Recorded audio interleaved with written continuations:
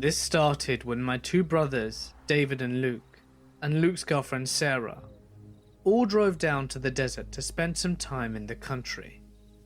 This is reservation land, as it were, so red dirt everywhere.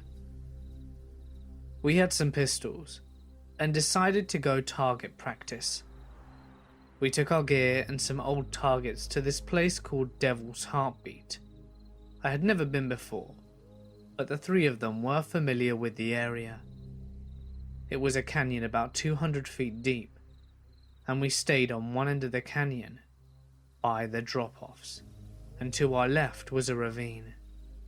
And about 50 feet over, the opposite side of the canyon rose up above us. On the opposite end, there were some Anasazi ruins.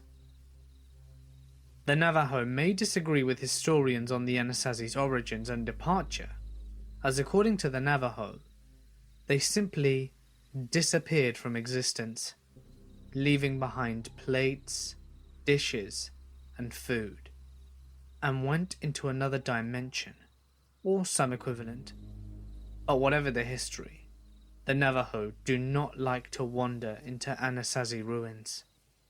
I never asked why, but figured it had something to do with disrespect or preserving history. As such, none of the others cared a bit about these canyon ruins. They were more interested in shooting pistols. I could see old beds, ladders, and even cave drawings on the cliffs with my naked eye, and I got this strange fixation going over me. I'm not Navajo, and felt that their rules didn't apply to me. I set off down the cliffs with a rope, and decided I would climb down, cross the canyon floor, and then climb back up. This was a bad idea for a million reasons, but it was like an obsession. I can't explain the feeling. It was like magnetism. I wanted to be in those ruins, and it wasn't just some touristy curiosity. I felt as if I were meant to go there. I kept slipping and getting stuck on the rocks. I was so frustrated I started crying. Finally, I was deterred by the unmistakable sound of a growl coming from the canyon floor below me. There were trees down there, so I couldn't see what was making the growl, but mountain lion immediately rose to mind, and I got my ass back up the cliffside. I said nothing to the others, and we shut the guns for a while. The only other strange occurrence was that while Sarah was aiming, things got eerily quiet. We all heard sounds from around us, behind us, maybe 20 feet away. It was like a growl, then a hoarse laugh, almost like a lion, and then a hyena. We had a clear view of the entire area, and there was nothing, certainly not on the cliff tops where we heard it anyway. The creepiest part was that while David, Sarah, and I all heard it from a close distance, Luke heard the exact same noise right by his ear. We ended up camping out to see if anything would happen, and this is when things got completely terrifying. Before, I was only scared of wild animals. We had guns though, and were sleeping with no bags nor tents. Just some blankets under the stars with a little fire. So I felt safe when we had all laid down, and I fell asleep pretty quickly. I woke up a few hours later to see everyone else laying down with their eyes wide open, listening. The canyon was completely full of noises. The only way to describe it is people banging rocks together. There would be one set, maybe 300 yards away, then another clacking 200 yards away, and then 50 feet away. The canyon echoes, so it was hard to tell exactly how many rock smacking noises there were, but they sounded like Morse code. We listened for perhaps 10 minutes. No other animal noises. No nothing. Finally, David, who is a hard-ass and the least superstitious of his family, shouted, "Shut up!" And everything immediately stopped. My heart was in my throat. We just sat there and stared at each other wide-eyed. It was dead quiet, and then we heard another super weird set of noises from the Anasazi ruins. I don't know how to explain this one either, but it almost sounded like a zebra, and then the rock/stick/whatever started up again. But this was worse, because now other animal noises came in. We heard what sounded like wolves or coyotes barking, monkeys screeching, owls hooting, and those terrible zebra noises. We said nope. We got our happy little asses out of there immediately. It took us maybe 10 minutes to douse the fire, pack our blankets and speed away, with the noises continuing the entire time. That night, I was obviously pretty shaken. Before I could fall asleep again, my Navajo mother came and sat by me, and said that she could tell I had a rough day. We hadn't mentioned the creepy shit to avoid a lecture about messing around with the spirits. She asked me about it, and I ended up spilling my guts about not seeing the canyon ruins. It was something personal. I felt like I wanted to go there. Why couldn't I go? It would have been beautiful. After I word vomited all over her, I could see that she had a really concerned look over her face. "What is it?" I asked, totally confused, and she explained something I had no idea about. The spirits in the ruins like to lure people. When they get up to the ground, the spirits push them off. That's why we don't go there. I remained creeped out for the remainder of the visit. The town has a public accessible kiva, kind of like a tourist trap for little podunk places. But since I didn't see the ruins up close, I went down via the kiva, and I went alone, as of course my superstitious family refused to enter other natives' dwellings. I figured that nothing could push me off a cliff if I were in a kiva. I was right, but something even worse happened. Fast forward a few weeks later, I worked at a shitty call center in Salt Lake City, third shift. It was my first night alone, and I was feeling jumpier than ever since the kiva. My brothers already warned me that I had a skinwalker following me, but I of course did not believe it. I don't smoke, but I follow my co-workers out for smoke breaks because I liked the chat. Tonight I lurked in the doorway because I had this horrible cloud of dread hanging over me. I was peeping out of the glass door, and being a total weirdo, it hit me then how paranoid I had been. That's what skinwalkers do. They mess around with your mind. Whilst I was pacing in front of the glass door, I decided that this whole thing was stupid, and I was going to go outside and stand there for the rest of my 10-minute break. Most of the smokers were already filing back in, but I walked out, put my hands in my pockets and looked at the sky. I looked at the building, mentally patting myself on the back for not being a pussy. Then I saw something I will never be able to have a rational explanation for. We have 6 parking lots. In one of the lots far away from me, perhaps 100 feet away, I could see something walking. It was like a dog, obviously, but it was almost limping and walked like it were tired or hurt. Animal lover me forgot about skinwalkers, and I started walking towards it, making the ch-ch-ch, come here doggy, noises, and then I stopped abruptly.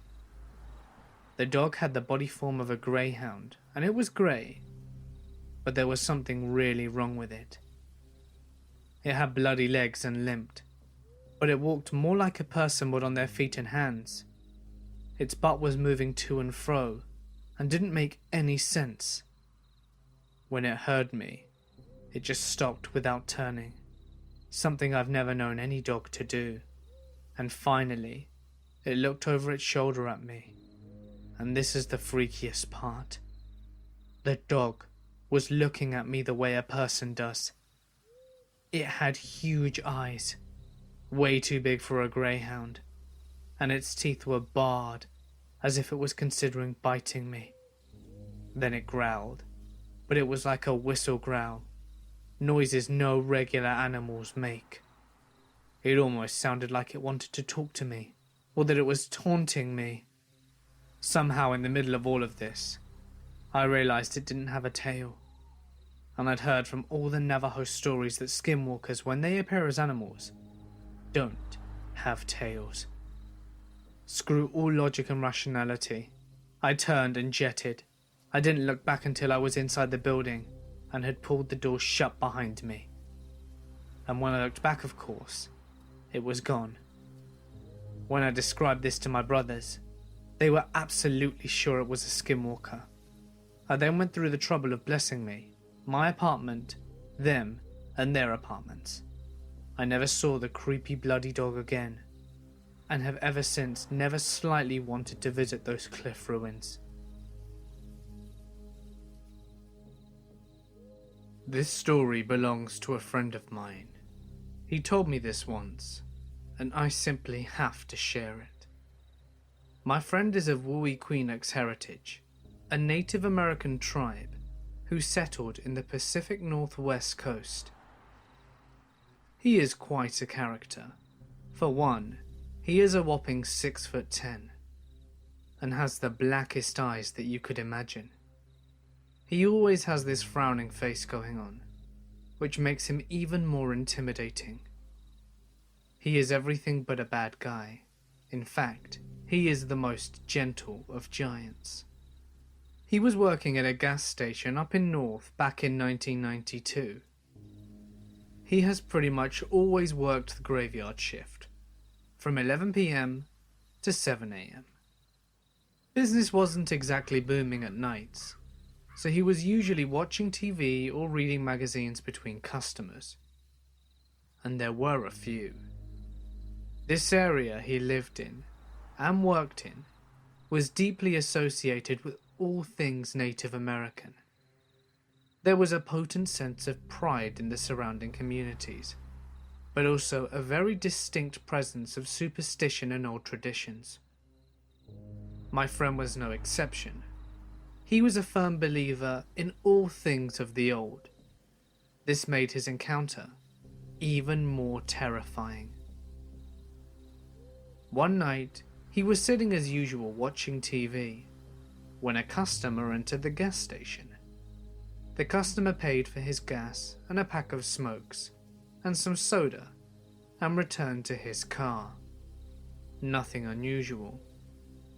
But as my friend looked out the window towards the customer's car, he spotted what looked like a huge dog sitting by the edge of the woods.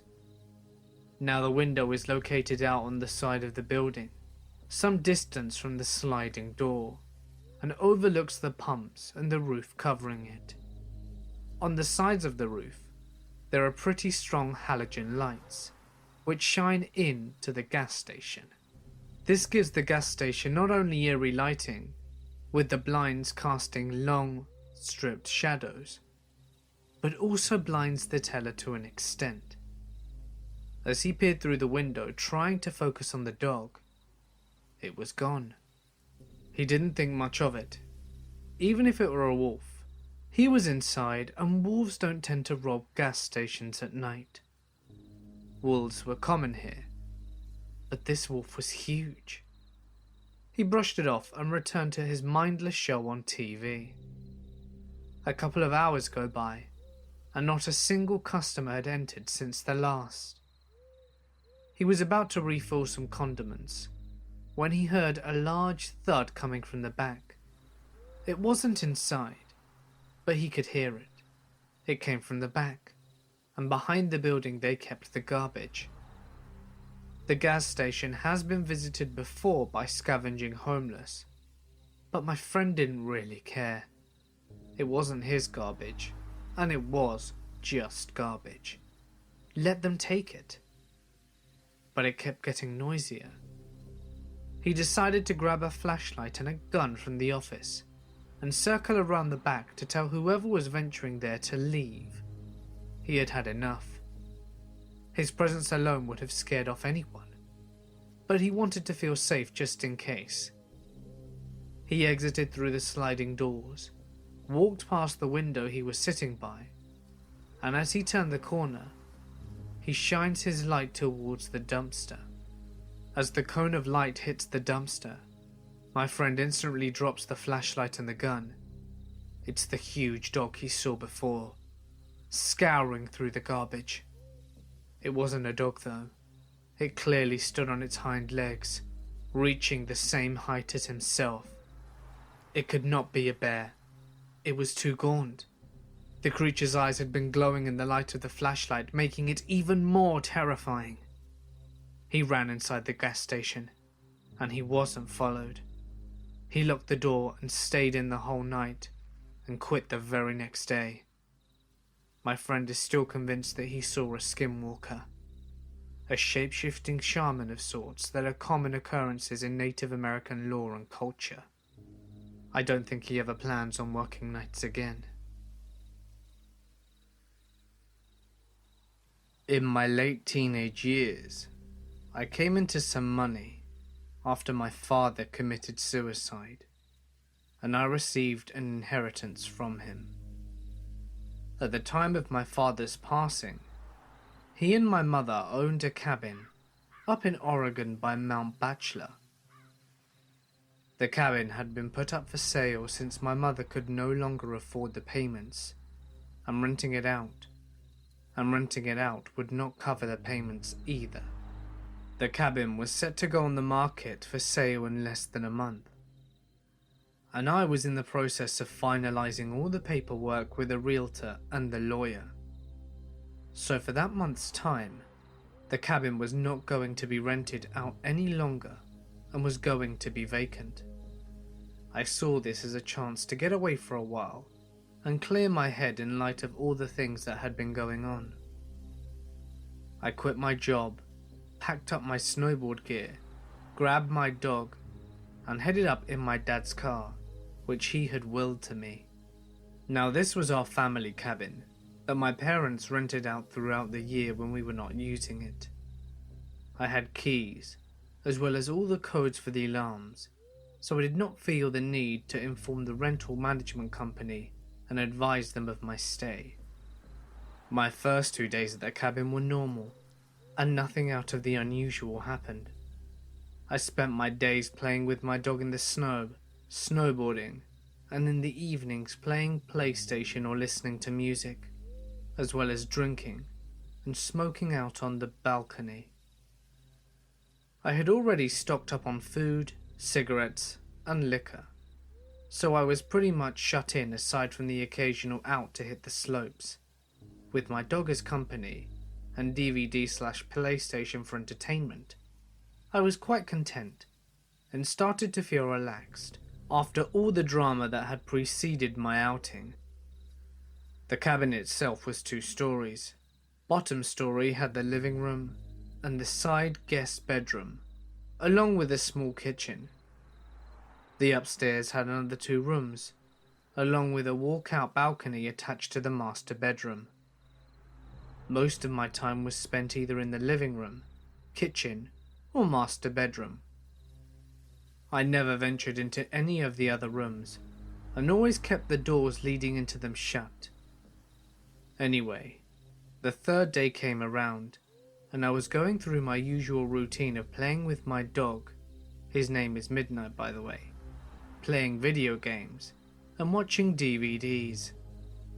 That day, it was pretty heavy snowfall, so I did not feel like trekking down the hill to the main road in order to use my car, and decided to stay indoors. That's when things began getting a bit weird. In our area, there were only 2 other cabins adjacent to ours, maybe a block away from each other. All other cabins aside from these 2 were around a mile away from ours. Surrounding us was mostly forest and very tall pine trees. Both of these cabins had been empty for the past couple of days, and I knew that no one was currently occupying them. Around midday, whilst outside with my dog, I noticed what looked like footprints in the snow around the area surrounding our cabin. it was still snowing, so the footprints looked semi-fresh, as if someone had been there in the last half hour or so. I thought that maybe it was someone who was staying in a cabin near me, and that perhaps I hadn't noticed. Maybe they were shut-ins like me. Alright, whatever. The prints lead away from my cabin, and they disappeared into the snow towards the denser part of the trees. I disregarded the footprints and went back inside. Nighttime came around, and I decided to head to bed. My dog Midnight was laying on the bed with me when I noticed his ears perk up into a listening position. This was followed by him jumping quickly off the bed and running downstairs into the living room. I lay in bed and stayed silent. I could hear him moving around downstairs back and forth, and after around 5 minutes, he ran back upstairs to me and started to do his doggy dance as a sign that he had to pee or wanted to go outside. Shit. Well, fine. I can't say no to him, so we both went downstairs to go outside to the driveway for him to do his thing. Only, he didn't want to pee. As soon as we were outside, he started to pull on his leash, trying to drag me to where he wanted to go. He kept looking into the denser part of the trees, where the prints had been earlier. But he also kept sniffing out on the side of the house, and looking up towards the roof. After he figured out that I was not going to go where he wanted me to, he sat himself down and just stared into the darkness. This was a bit unusual for him, but perhaps there were animals out in the forest, and he fancied chasing them. I, however, was not in the mood for chasing any animals, so I pulled him back inside, and we both headed back upstairs. Around half an hour later, I was laying in bed when I heard what sounded like hooves walking on my roof. It was only a series of around 6 steps, and I rationalized that it could be a pine cone falling from a tree onto the roof, or maybe a kind of hearted forest animal running around. But here's the thing. The steps seemed to be spaced apart, like a man's length stride. So it was really freaking me out. Midnight was also hearing the noise, and was quick to run to the balcony screen door, with the expectation of me letting him out. Alright, you know what? I'm a tough guy, and at the time considered myself to be fairly well built and strong enough to handle myself. So I grabbed my coat and shoes, along with my cigarettes and flashlight, and went out to the balcony. As soon as I went outside, I lit up a cigarette and started canvassing on the roof with my light. Nothing there, and the snow on top was undisturbed. Weird. Could it have all been in my head? What about Midnight hearing the noise? Could he be feeding off my paranoia? I started to calm down and relax again, and that's when my eyes started to adjust to the darkness. I kept smoking and just stared at the stairs and trees next to our cabin, and that's when I saw it. In a tree that was a little taller than our cabin, that was around 20 feet from the balcony, I saw what looked like a man crouched in a squatting position in between 2 branches. It was squatted on a branch, and its arms were extended above its head, holding onto a branch above it. What the hell is that? I wasn't sure if I was really seeing this thing, and just stood there staring at it motionless. I noticed Midnight stand up and stare, pacing behind me and lightly barking at the same time. The thing did not move. I put my cigarette out and was debating on shining the light in the thing's direction. But something in my head kept screaming not to, so I walked backwards to the inside of the room and pulled Midnight out with me. Once I was indoors, I locked the door and shined the light in the thing's direction, but there was nothing there. I shut the curtains to the screen door and retreated to bed. But later on in the night, I heard tapping at the screen door, like someone was tapping the glass with their fingers. It was consistent and did not stop for nearly an hour. Midnight seemed to stare at the door, but he wouldn't go near it anymore.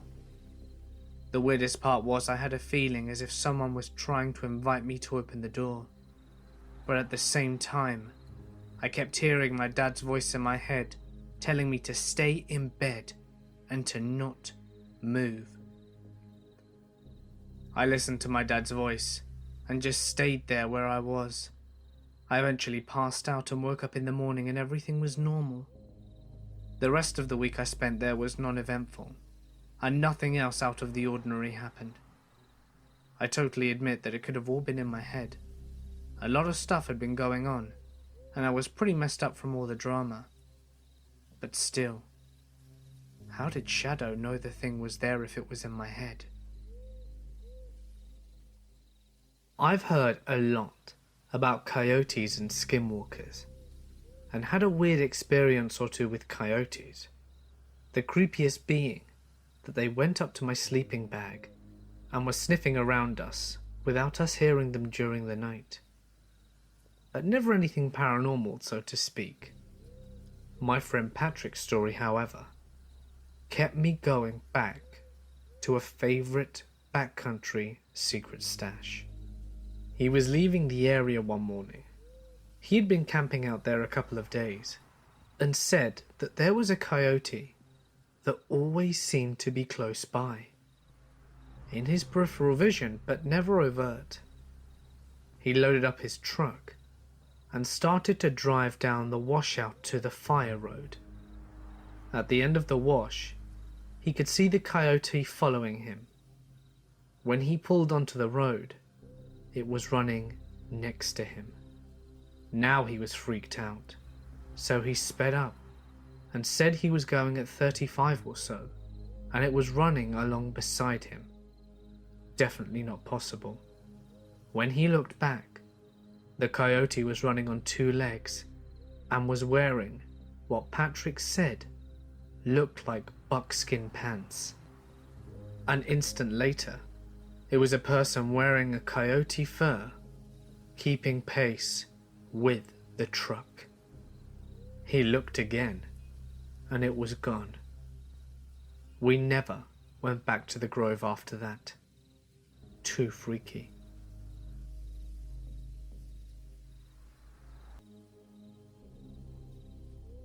A Navajo tribal police officer was driving west on what used to be officially named Highway 666. It was lightly snowing, maybe a quarter of an inch, which was a lot of snow for home, and he sees an old woman walking on the side of the road.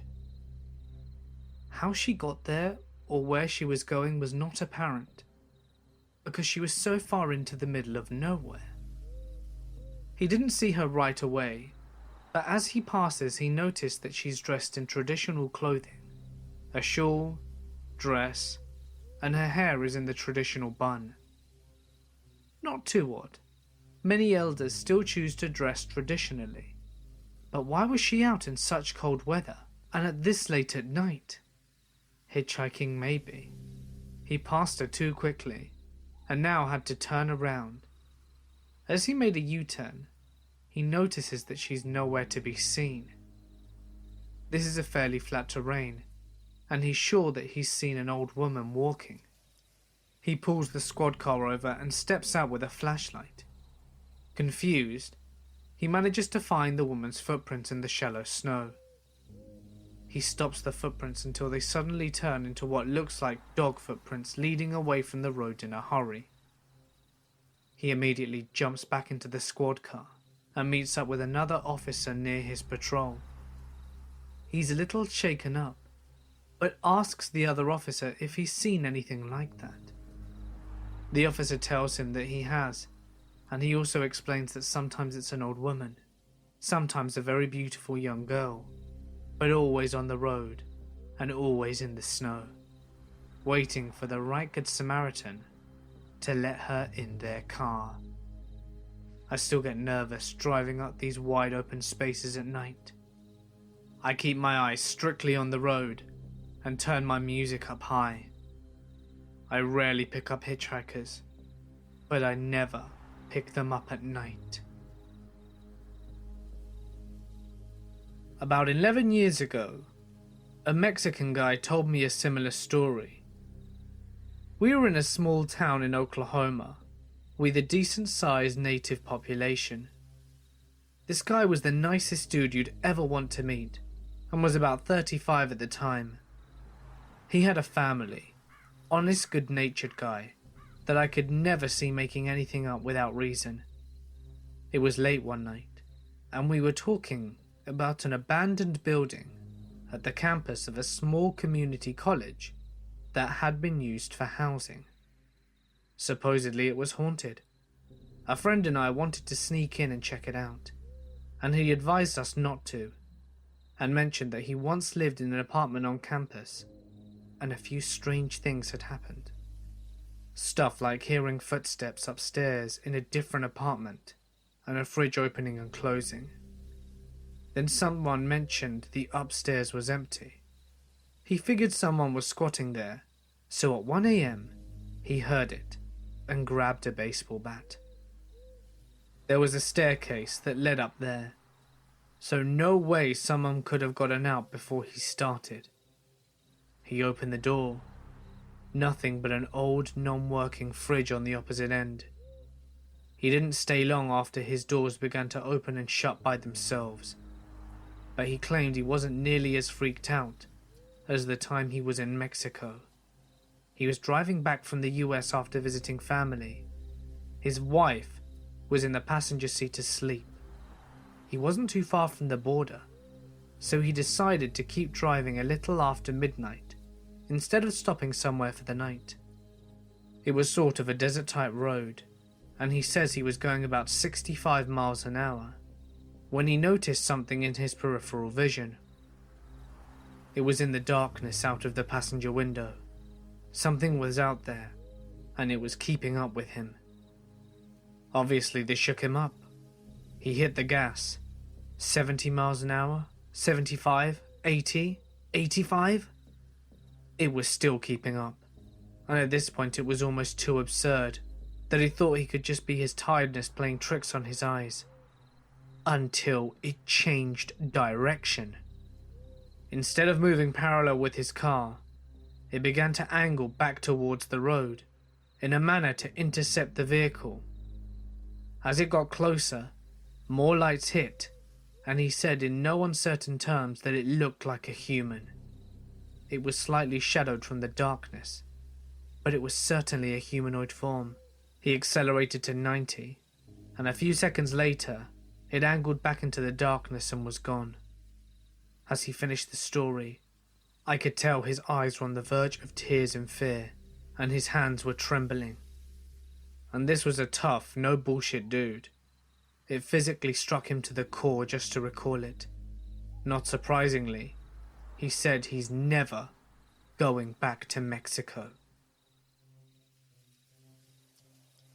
My boyfriend, a couple of friends and I were on a road trip from Texas to Washington. I had driven the previous 8 hours, so I was sleeping in the front passenger seat whilst our friend was driving. At one point I was sure I was having a dream.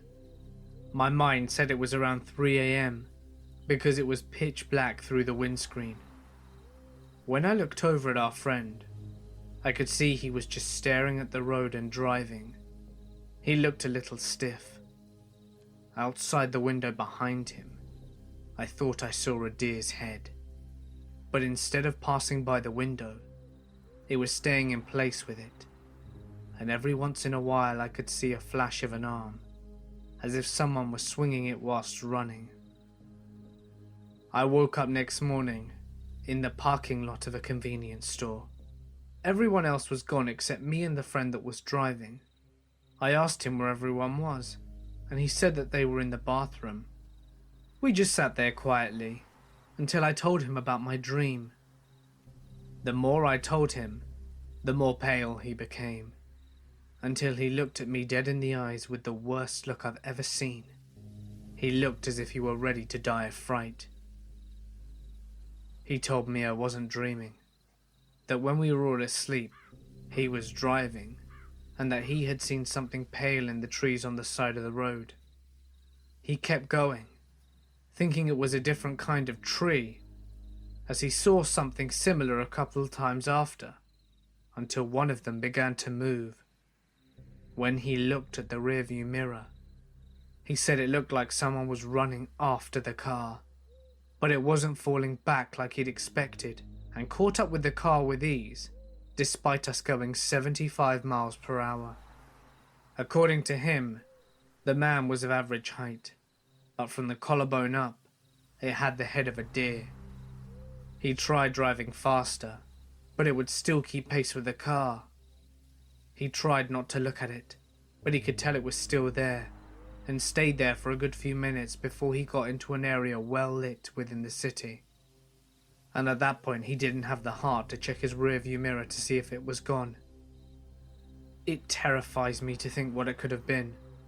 I've heard of something similar in Native American lore, but it's not supposed to be a good omen. So I try to push the matter out of my head as much as possible. I'm not really into the paranormal, but I had an experience about 10 years ago that I've never been able to explain. It was fall of 2006. I was making the 2-hour drive home from university along rural country roads in northern Minnesota. The roads along this route are paved and ditches are well maintained. The land just off the right of way is forested. For anyone curious, this was on Country Road 58, near Two Inlets, Minnesota. I was in a section of roadway with nice long winding turns. Very fun driving. It was just dark enough at the time to need headlights to see. As I came around one of these winding turns, the beam of my headlights caught a humanoid figure standing in the long grass of the ditch, maybe 50 feet in front of my car. As my car turned and my lights shone upon it, the thing strode gracefully, but quickly, the 20 or 30 feet into the woods, just off the right of way. The thing was at least 7 feet tall, taller than any normal man, but standing naturally erect. Definitely not an animal. It was grey, with no hair and very thin enough to see its joints practically. It walked so quickly and gracefully, I've never seen anything like it. Wildlife typical to that area are bears, deer, rabbits, and the occasional wolf, but I can't think of anything that explains what I saw. After I saw that thing, I contemplated turning the car around and having another look, or maybe find some tracks, but I was in full freak-out mode, so I just kept driving. I was pretty shaken up when I made it home. I tried looking online as best I could to see if I could match it, and the closest description I can come to would be that of a skinwalker. My grandfather told me a story once, as we sat around a campfire in his backyard, in the cool night of the Arizona desert. The horizon was clear, and each star twinkled in a purple sky, with a full flat moon hanging over the mountains. His voice was raspy and gravelly, the result of a lifetime of smoking cigars and drinking whiskey. The fire danced and shined across his dark, wide eyes as he settled into his seat, ready to tell his story. Way back when I was a boy about your age, I lived outside an Apache reservation with your great-grandfather. He had returned from the war and set about raising horses and cattle on an 100-acre ranch settled between a brambly mountainside with dirt good for growing thorn bush and not much else. One night, my mother was sick, and Pa and I took a trip downtown about 50 miles away, straight through a dry desert, over a washed-out creek and some old abandoned farmsteads. Pa and I were driving an old Ford pickup truck. I remember it was dark out, inky and thick, with only the lights of our old truck lighting up the road. I remember when the engine began to splutter, and the truck slowly had to stop. "God damn it," Pa said, guiding the Ford to the side of the road as it coasted to a halt. "Stay here, son." And he stepped out into the darkness, shutting the door with a heavy thud. My window was down, and the cool desert air was breezy and felt good on my hot face and neck. Pa was getting water from the back to cool the engine, and that's when I smelt it. Rotten eggs. Strange, I thought, to smell sulfur in the desert. My nose also picked up carrion, like one of those dead, bloated cattle that would drop from the heat and lay there until the crows pecked enough holes into the hide that the whole thing would explode. It stunk, and I gagged. My skin started to tingle too, and the back of my neck felt itchy, and my face started to get hot. The wind stopped blowing. "Pa?" No answer. My heart started beating, and I felt such a fear in me, in my bones and in my chest. Boy, I tell you, I've never felt fear like this. Not until Vietnam. Not until I saw men dying around me. I locked the door and reached over for my pa's door and saw a shadow bound across the road through both dim beams of light, across the partially opened domed hood. There was a creature. You have to understand, there were legends. Old legends. Older than the rock cairns out in the valleys. Older than the crazy horse, than Sitting Bull. Older than the Indian chiefs and their shamans.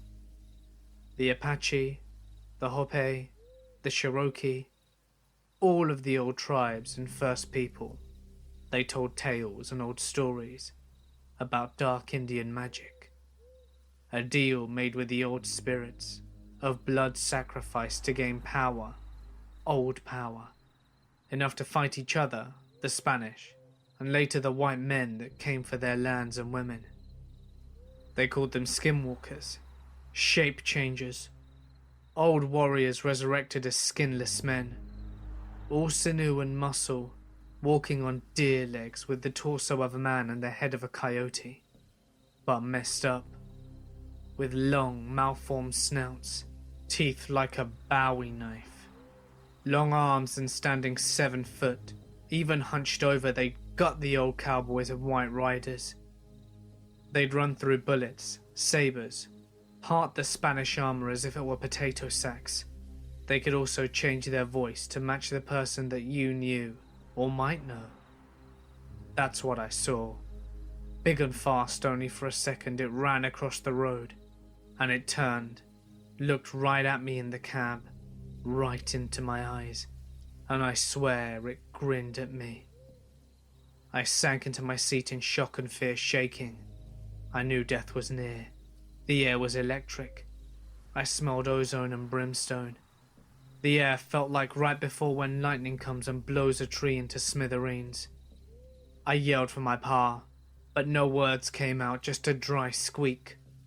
I was shaking as grandfather told his story. He was still here, so I know he lived, but the supernatural always fascinated me, and even now, I felt the force of his words. The real power of skinwalkers was the trickery, sure. They could change their voices, but also their skin. That's why the gods took their hide, so that they could take others. Not for long, the legend says. maybe an hour, before the soul of the skin who they were wearing would come looking for their mortal shell before going to whatever hell awaited them. Though I think that getting skinned alive was hell enough. A minute passed in what felt like a lifetime. 1 second in 1,000 years. My father opened the door and I jerked my head to the left, putting my fists up to fend off an attack. "Son, it's me," my father said, before climbing into the cab. He grasped the steering wheel and pulled himself in, awkwardly jerking himself back into the seat. I cringed in the corner. I looked at him. I looked hard. "Boy, your great-grandfather was a good man. Treated me and my ma right. He fought the Nazis and saw the worst of the men in Poland when he freed all them camps. And now I was taking his measure. Is this my father? Do I make a run or do I die? Is this him or not? Let's go get that medicine for your ma." As he pulled the truck into gear and pulled it out onto the road, and our trip resumed. "I guess it was him after all," my grandfather said. "But how did you know? Was it because he said something about your mum?" "No, boy. I knew because out the window, out of the corner of my eye, I saw the beast running 50 miles an hour right next to the car, looking at me with those yellow eyes and a grinning mouth. I looked and saw it, hunched and angry, running next to us."